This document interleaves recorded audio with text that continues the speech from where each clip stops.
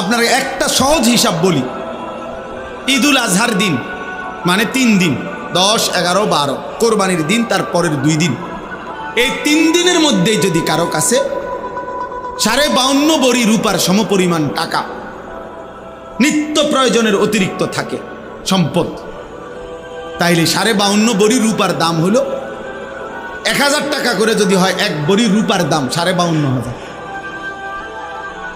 আর যদি 1,500 টাকা হয় তাহলে 78,750 টাকা, হ্যাঁ না 80,000 টাকা মতো প্রায়। তাইলে ধরেন এই 80,000 টাকা পরিমাণ সম্পদ যদি কারো কাছে প্রয়োজন বলতে নিত্য সংসারের খরচ, মৌলিক খরচ ব্যতীত উদ্ধৃত থাকে, ওই 3 দিনে ওই ব্যক্তির উপরে কোরবানি ওয়াজিব। মহিলার কাছে মনে করেন 1 ভরি স্বর্ণ আছে, 10,000 টাকা আছে, 5,000 টাকা আছে, ওই ঈদের দিন এই 2টা মিলাইলে যদি 80,000 টাকা দাম আসে, তো কসম আল্লাহর ওই মহিলার উপরে কোরবানি ওয়াজিব।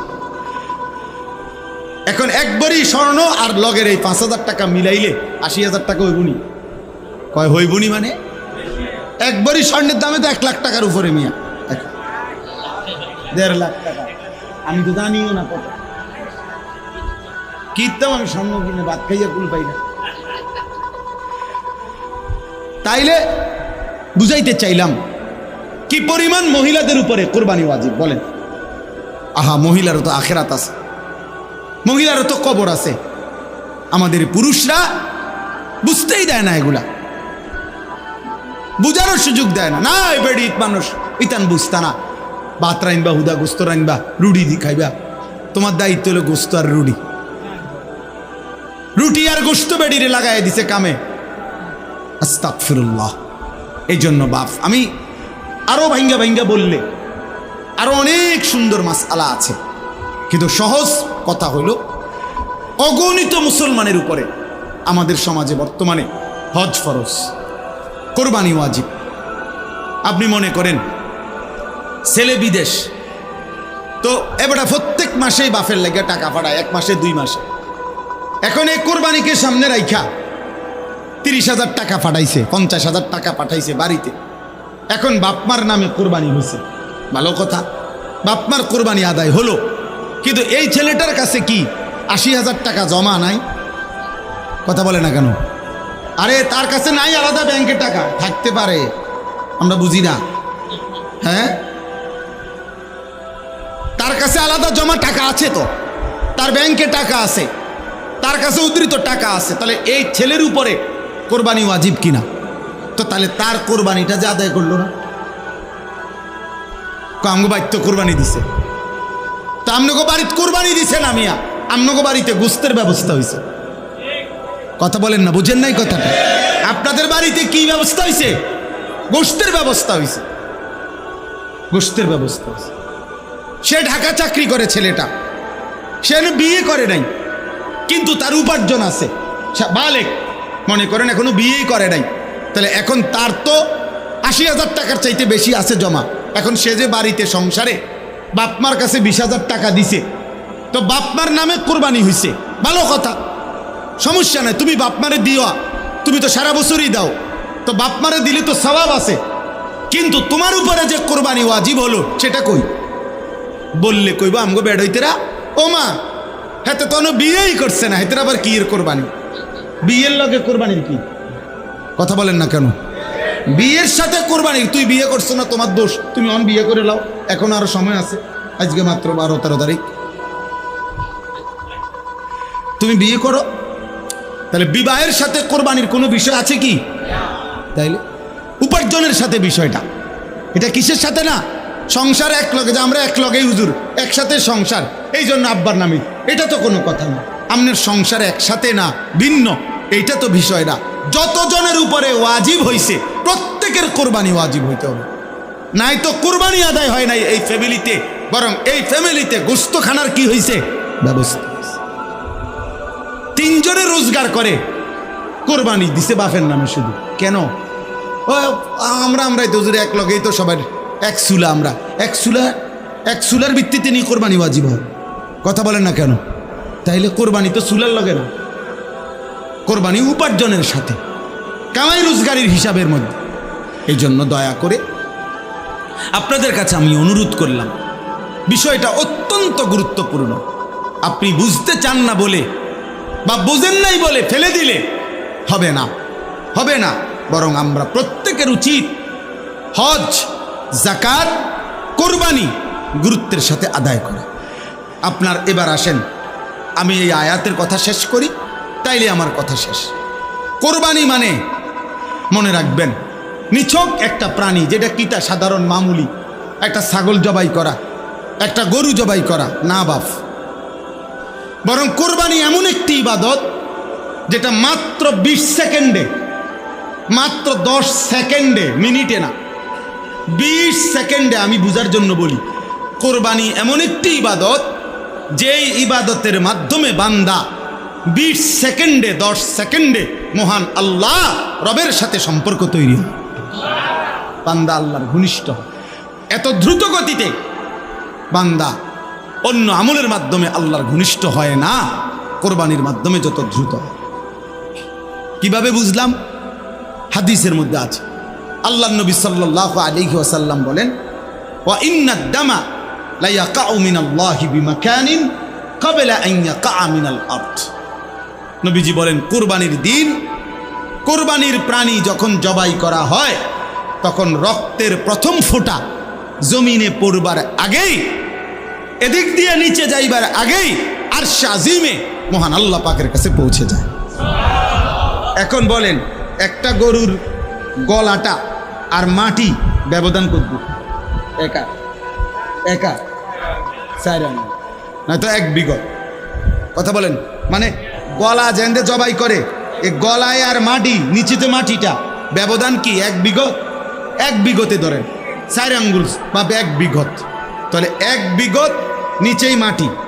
তাহলে এখন পুঁজ দিলে রক্ত মাটিতে পড়তে কতক্ষণ লাগবে? 1 মিনিট, কয়েক সেকেন্ড।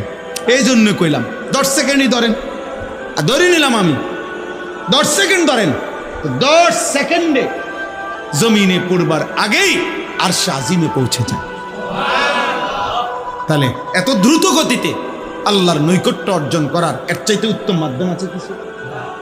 এই জন্য নবীজি বলছে, ফতিবু বিহা নাফসান, আমার উম্মত খুশি খুশি, খুব প্রফুল্ল চিত্তে কোরবানি দাও, খুশি খুশি কোরবানি দাও, খুশি খুশি, খুশি খুশি কোরবানি দাও, খুশি খুশি কোরবানি। মানে এটারে কি মনে করো না, ঝামেলা মনে করো না, চাপ মনে করো না, পেরেশানি মনে করো না, পেরেশানি মনে করো না, খুশি খুশি কোরবানি দাও। ফতিবু বিহা নাফসান। আল্লাহ নবী সাল্লাল্লাহু আলাইহি সাল্লামকে সাহাবীরা জিজ্ঞেস করছে, ইয়া রাসূলুল্লাহ, কোরবানিটা কি? নবীজি বলছে, সুন্নাতু আবিকুম ইব্রাহিম, তোমাদের পিতা ইব্রাহিমের সুন্নাত। সাহাবীরা জিজ্ঞাসা করছে, ফামা লানা ফিহা ইয়া রাসূলুল্লাহ, এতে আমাদের কি হবে, নেকি কি? নবীজি সাল্লাল্লাহু আলাইহি সাল্লাম বললেন, বিকুল্লি শাআরাতিন হাসানা, প্রত্যেক পশমে পশমে আল্লাহ নেকি দান করবে। তাহলে একটা ছাগলে পশম হয় কয়টা? একটা গরুতে পশম হয় কয়টা? আমনে আজাদ থাকলে আমনে গনেন,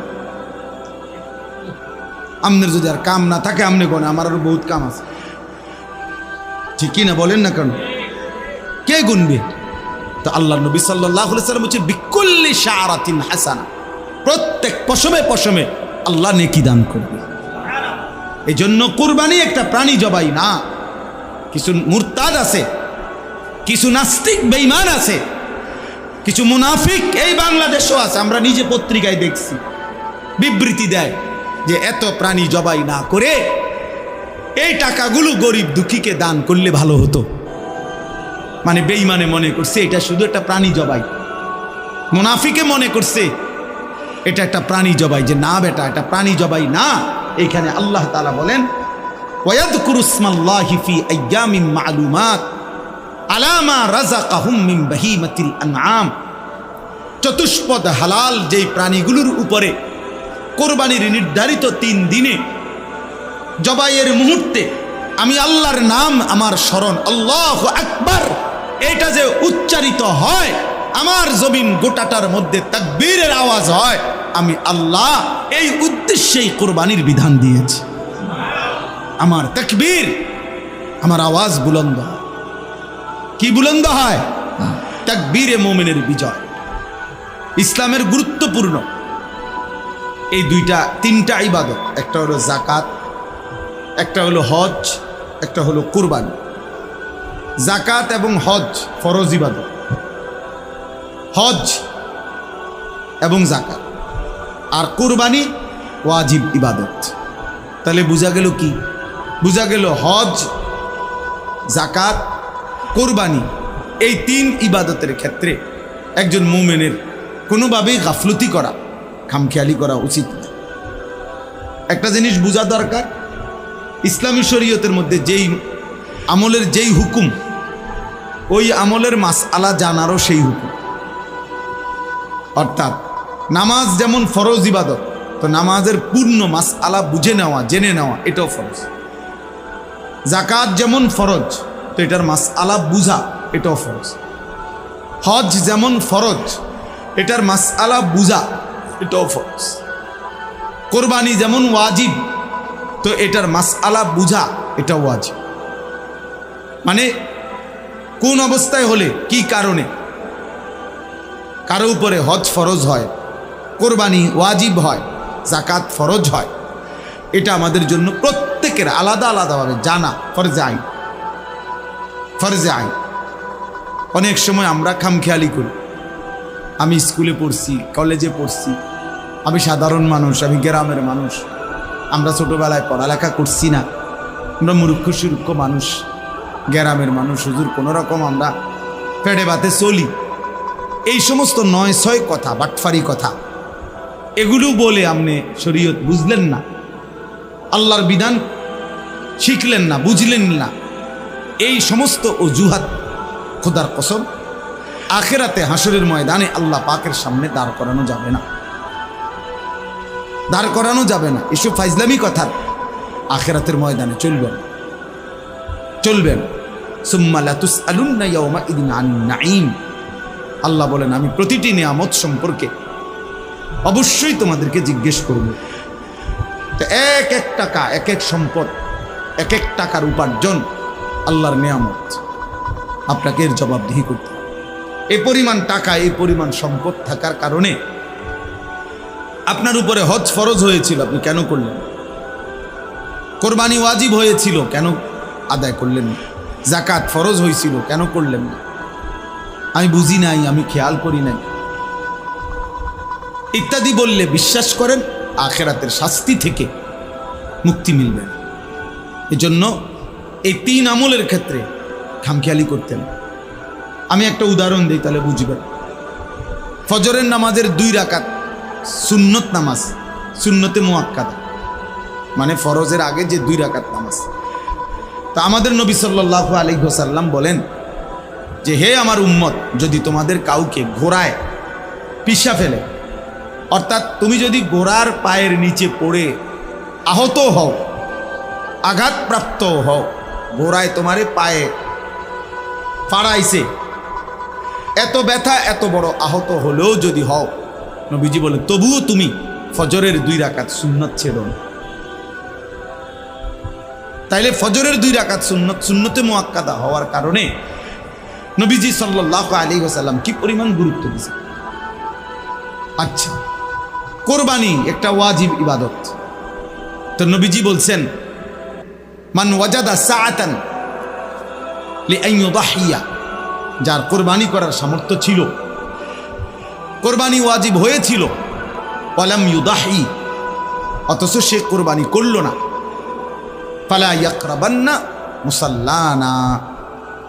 দেখেন, কথাটা বোঝা দরকার। আল্লাহ নবী সাল্লাল্লাহু আলাইহি সাল্লাম বলেন, ওই নাফরমান যেন আমাদের সাথে নামাজে না আসে, ও যেন আমাদের মসজিদে না আসে, ও যেন আমাদের ঈদগাহে না আসে।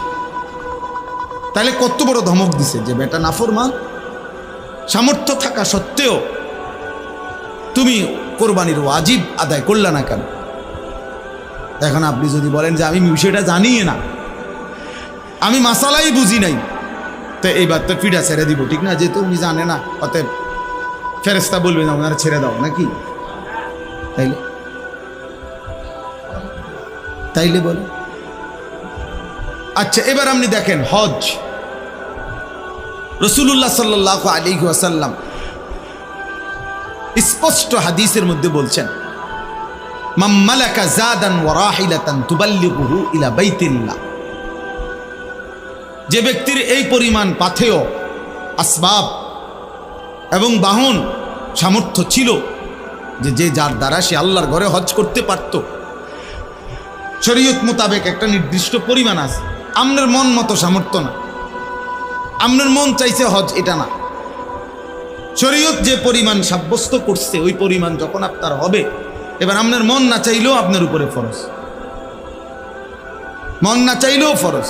কোনো ব্যক্তি যদি ফজরের ওয়াক্ত হয়, সে ঘুমে থাকে, তারপরেও তো তার উপরে নামাজ ফরজ কিনা? তাইলে আপনার মন চাওয়া নিয়ে কথা না। তো আল্লাহ নবী সাল্লাল্লাহু আলাইহি ওয়াসাল্লাম বলেন, সামর্থ্য ছিল, ওই পরিমাণ পাথেয়, টাকা, সম্পদও ছিল, বাহনও ছিল, যার দ্বারা সে আল্লাহর ঘরে যাইতে পারত। কিন্তু ফামাতা ওয়ালাম ইয়াহুজ্জা, হজ না করে এই অবস্থায় সে মারা গেল। আহা, নবীজি বলেন, ফালা আলাইহি আন ইয়ামুতা ইয়াহুদিয়ান ওয়ালা নাসরানিয়ান, সে কি ইহুদি হয়ে মরল নাকি খ্রিস্টান হয়ে মরল আমার জানা নেই। আমি রাসূলের এই ব্যাপারে কোনো দায়ভার নেই। এবার একজন লোক হইল, ভেবে দেখেন, ইনসাফ করে চিন্তা করেন। নবীজি বলছেন, সামর্থ্য থাকার পরেও যে হজ করল না, এই নাফরমান কি ইহুদি হয়ে মরছে নাকি খ্রিস্টান হয়ে মরেছে আমি জানি না। তার মানে অত্যন্ত জরুরি কথা হলো, নবীজি যদি এটাও বলতো যে সে কি মুসলমান হয়ে মরছে না ইহুদি হয়ে মরছে না খ্রিস্টান হয়ে মরছে আমি জানি না, তাইলেও একটা কথা ছিল।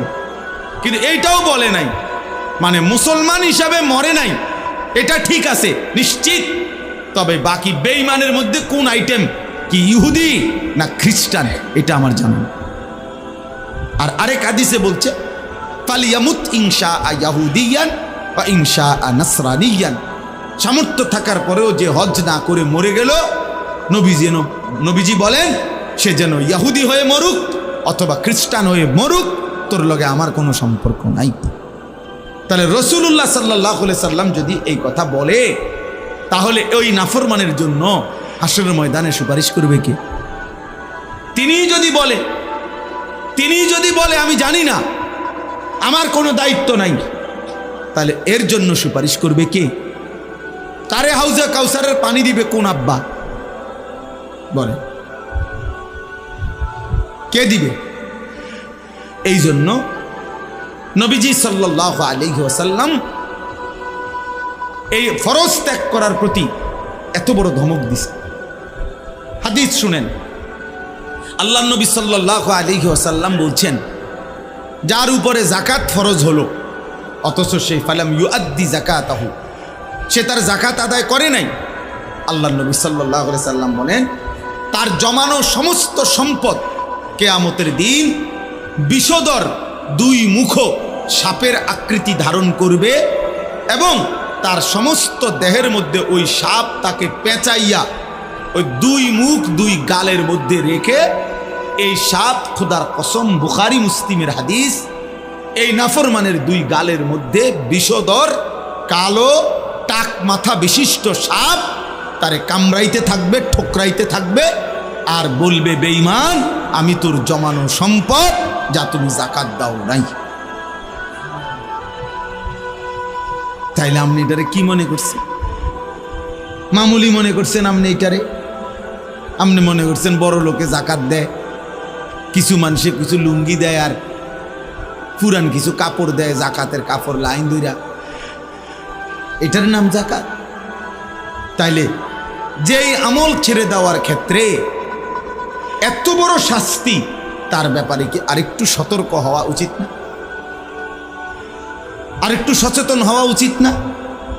তাহলে এই জন্য আমার প্রথম কথা হলো, হজ এবং কুরবানি অত্যন্ত গুরুত্বপূর্ণ ইবাদত, অত্যন্ত গুরুত্বপূর্ণ ইবাদত। অতএব একজন মুমিন হিসাবে আমার প্রত্যেকের উচিত, বিশেষ করে কমপক্ষে আমি বেশি গুরুত্ব দিয়ে যেটা বলি, যে প্রত্যেকটা আকেল বালেগ মানে প্রাপ্তবয়স্ক পুরুষ নারী, প্রাপ্তবয়স্ক বলতে কোনো পুরুষ তার যখন বীর্যপাত শুরু হয় তখনই সে বালেগ। তাইলে 14 বছরের পরে 15 বছরের ভিতরে কোনো ছেলে বালেগ হয়, আর কোনো মেয়ে মাসিক ঋতুস্রাব তখন তার শুরু হয়, তখন থেকেই সে বালেগ। আর হলো আকেল, অর্থাৎ পাগল না, মাতাল না, প্রতিবন্ধী না, এমন কোনো সুস্থ স্বাভাবিক মানুষ প্রাপ্তবয়স্ক। এবার যদি সে বিবাহিত হোক অথবা অবিবাহিত হোক, সে বিদেশ থাকুক অথবা দেশে থাকুক, সে একত্রে সংসারে থাকুক অথবা ভিন্ন ভিন্ন থাকুক, যদি এই বয়সী পুরুষ কিংবা নারী, ছেলে কিংবা মেয়ে উপার্জন করে, কামাই রোজগারি করে, এমন প্রত্যেকের উচিত একজন আলেমে দ্বীনের কাছে এটা জেনে নেওয়া যে হুজুর, আমার টাকা পয়সা সম্পদ ব্যাংক ব্যালেন্স এই আছে, আপনি আমারে হিসাব কইরা বলে দেন আমার উপরে জাকাত ফরজ কিনা, হজ ফরজ কিনা, কোরবানি ওয়াজিব কিনা। তাইলে সহজ। প্রত্যেকে যদি নিজ নিজ দায়িত্বে আন্তরিকভাবে পুরুষ নারী এই বিষয়টা গুরুত্ব দেয়, সহজ, প্রত্যেকের জন্য আখিরাত সহজ হয়ে গেল। আমি যদি ইচ্ছা করে, আমি সব সময় বলি, চোখ বন্ধ করলেই ঝড় থামে না, অর্থাৎ ঝড় তুফান আসতেছে, কেউ যদি বলে চোখ বন্ধ কইরা কই না, যেহেতু আমি দেখি না তাহলে তুফান হয় না, বুঝি আপনি দেখেন না দেখে তুফান হয় না, আপনি চোখ ইচ্ছা করে বন্ধ করে রাখছেন দেখে না তুফান দেখেন না, তুফান তো হইতেছে। তাহলে আপনি যদি বলেন আমি বুঝি না, তাই এতেই শরীয়তের মাসআলা আপনার থেকে রহিত হয়ে যাবে নাকি? কথা বলেন না কেন? শরীয়তের হুকুম, কবরের বিচার, আখিরাতের বিচার কি মওকুফ হয়ে যাবে নাকি? পুলিশের বহু আইন, ট্রাফিকের বহু আইন, ট্রাফিকের আমি জানি না, কিন্তু আমগরে যে ঢাকা চিটাগাং চলতে গাড়ি পুলিশ ধরে, বলে বুঝেন না আমার কথাটা, যে এটার এই সমস্যা, এটার এই সমস্যা। তাহলে আমি যদি বলি যে ভাই আমি তো আপনার ওই সমস্ত আইন জানি না, তো হে আমার আপনি যেহেতু জানেন না তা আপনি জান না, কথা বলেন না কেন? তাহলে আপনি জানেন না কেন, এটা আপনার সমস্যা। এই জন্য আমাদের সমাজে এটা নিয়ে খুব গাফলতি। কিছু দান সদকা, একটা ফ্যান দিলেন, 2 কাতার টাইলস দিলেন, কোনোখানে 5,000 টাকা দিলেন, এটা একটা দান, এটা সদাকা। কিন্তু হজ, জাকাত, কোরবানি এটা ফরজ ওয়াজিব, এটা ভিন্ন বিষয়। আপনার ওই 5,000 টাকা দিয়া 10,000 টাকা দিয়া চাইেন, এটা আদায় হয়ে গেছে, এটা মনে করবেন না, এটা পৃথক আমল, গুরুত্বপূর্ণ, ফরজ ওয়াজিব। এক্ষেত্রে গাফলতি করা কোনোভাবেই উচিত। আমাদের সমাজে এই হজ এবং কোরবানির ক্ষেত্রে সীমাহীন গাফলতি। কিছু মানুষ বাংলাদেশ থেকে হজে গেছে, মনে করেন যাচ্ছে, আমরাও যাব ইনশাল্লাহ, আল্লাহ চাহে তো 28 তারিখ আমার ফ্লাইট। তো কিছু মানুষ মনে করেন 80,000 মানুষ এবছর বাংলাদেশ থেকে মনে করেন হজে যাচ্ছে। তো সারা বাংলাদেশ থেকে কিছু মানুষ হজে গেলেই হজের হুকুম আদায় হয়ে গেছে, বিষয়টা তো এটা না, এটা তো জানাজার নামাজ না। তাইলে যার উপরে হজ ফরজ তাকে বুঝে শুনে, তারে জেনে হজ করতে হবে। আমাদের সমাজে আমরা হজটাকে বানায় নিছি অবসরকালীন আমল অথবা আমার মনের চাহিদার আমল, অর্থাৎ ছেলে সব বিদেশ কিংবা দেশে কোনো কামে লাগাইছে, মেয়ে বিয়ে দিছে, বিল্ডিং করছে, জমি কিনার টার্গেট, জমি কিনছে, 14 গোষ্ঠীর যত কাম শেষ, এখন বুড়া হইয়া গিরাগাড়ি জোড়াজারি ছেড়ে দিছে, অসল বুড়া। এইবার সে মনে মনে আশা করে রাখছে যদি ফুতে বিদেশতে টিয়া ফাটাইয়া দয়া কইরা যদি হজ করায় তাইলে হ্যাঁ হজ করব, আর নাই তো ওনার উপরে হজ। আহা, অথচ এই মিয়া গত 50 বছরে 3টা ছেলে বিদেশ পাঠাইতে গিয়া 3বারও 36 লাখ টাকা ব্যবস্থা করছে। বাড়ি জমি কিনতে, বিল্ডিং করতে সব মিলাইয়া 30 লাখ 40 লক্ষ টাকা খরচ করছে। রাস্তার লগে জমি কিনছে, সব ব্যবস্থা করছে। আর নাফরমান যখন আল্লাহর ঘরের হজ্জের কথা বলা হয়েছে, এবার কুমায় না হুজুর ইডি আমরা রেডি হইতো না। আচ্ছা যাক, যদি আল্লাহ ফুতের আল্লাহ লোয়ায়, ফুতে যদি দয়া করে পাঠায়, হ্যাঁ তাইলে গেলাম, না এলে আর কি করার আছে, এতেই শেষ হয়ে যাবে আখিরাত। আচ্ছা আমি একটা উদাহরণ দিই, এই রাতে এত লম্বা মাসআলা বলা সম্ভব না। আমি একটা উদাহরণ দিলে আপনি মিলাবে সহজ। একটা উদাহরণ শুধু বলি, স্পষ্ট কিতাবের মধ্যে আছে, আমি নিজে পড়ছি। কোন ব্যক্তির মনে করেন তার বসত ভিটা ছাড়া, মানে যে গ্রামে থাকে এইটা বাদ দিয়া খেতে বাজারে যেখানেই হোক, তার মনে করেন 10 শতক জায়গা আছে, কথার কথা 8 শতক 10 শতক জায়গা আছে, শুধু এর দূর।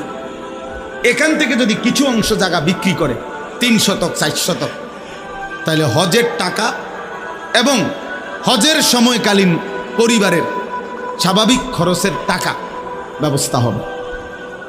আর ফিরে আসবার পরে বাকি যে দূর জমি আছে, ওই বাকিটা ওইটা দিয়েই ইচ্ছা করলে তার সংসার চলবে। কথা বুঝছেন কিনা? এই অবস্থায় আমি একটা আরো ভাঙ্গা বলি, মনে করেন 10 শতক জমির মধ্যে তো হজের টাকা হইল সর্বোচ্চ ভালো মিডিয়াম, মানেও যদি কেউ প্যাকেজে হজে যায় 6.5 লাখ টাকায় যথেষ্ট। এখন তো 6.5 লক্ষ টাকা, আর মনে করেন 1.5 মাস বউ বাচ্চা পরিবার সংসার চলতে গিয়া ধরেন আরো 1.5 লাখ টাকা, তো কত হইল? 8 লাখ টাকা। আপনি ধরেন একের 10 লাখ টাকা, ঠিক আছে নি? তো 10 লক্ষ টাকা, তো মনে করেন এই 3 শতক জমির দাম হইল 9-10 লাখ টাকা, 3 লাখ টাকা করে শতক, আমি ধরলাম আর কি। আচ্ছা, আর বাকি 7 শতক 6 শতক জমি যেটা আছে, এইটা দিয়ে ইচ্ছা করলে তার সংসার আইসা চলবে। তাহলে এই লোকের কাছে আর ব্যাংকে কোনো টাকা নাই, এই লোকের কোনো ব্যবসা নাই, এই লোকের কোনো ফুদ বিদেশে নাই, এবার আর কোনো জমা টাকা নাই, কিচ্ছু নাই, শুধু বাড়িটা আর ওই জমিটা আছে, এদ্দুর জমি আছে, যে এদ্দুর জমির কিছু অংশ বিক্রি করলে হজের টাকা হবে, সংসারের টাকা হবে ওই কয়দিনের 1.5 মাসের। আর আসার পরে শুধু একটুর জায়গা, বাকি জায়গাটা দিয়ে ইচ্ছা করলে তার জীবন সংসার চলবে। বিশ্বাস করেন যদি আর কিছুও না থাকে, বাজার ব্যবসা দোকান বিদেশ টাকা, আর কোথাও কোনো টাকা নাই, তাহলে এটুকু জায়গা থাকার কারণেই নিঃসন্দেহে এই ব্যক্তির উপরে হজ ফরজ।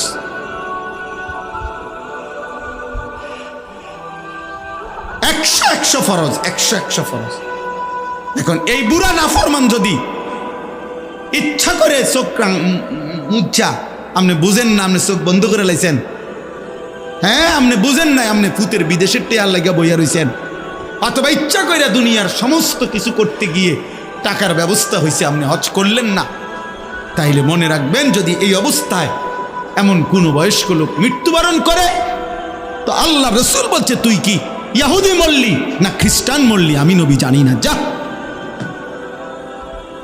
তো এবার আমনের সুপারিশ আমনের কোন বাফে করব, আমনে এই আব্বারে ঠিক করে রাখি।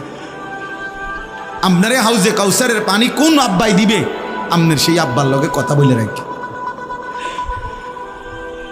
এখন বলে এই কথা চিন্তা করলে আমাদের সমাজের কি পরিমাণ মানুষের উপরে হজ ফরজ? কথা বলে না, আপনারা কোন কথা কোন না কেন চাচা, কি পরিমাণ মানুষের উপরে হজ ফরজ? হ্যাঁ বলেন চাচা, বলেন শতকরা। দেখছেন, এই যে উনি বলতেছেন, উনি বুঝছে কথাটা, এই জন্য বলতেছে, সহজ কথা না এটা। আচ্ছা তাইলে এই পরিমাণ সম্পত্তি হুদা 10 শতক 50 শতক 100 শতক 30 শতক 40 শতক জায়গার মালিক নাই মানুষ, তো তাইলে আমনের জমির এক কোনা বেচলেই 3 বার হজ করতে পারবো, 3 বার হজ করতে পারবো মিয়া। এই জন্য দয়া করে কোরআনুল কারীমের মধ্যে আল্লাহ বলছে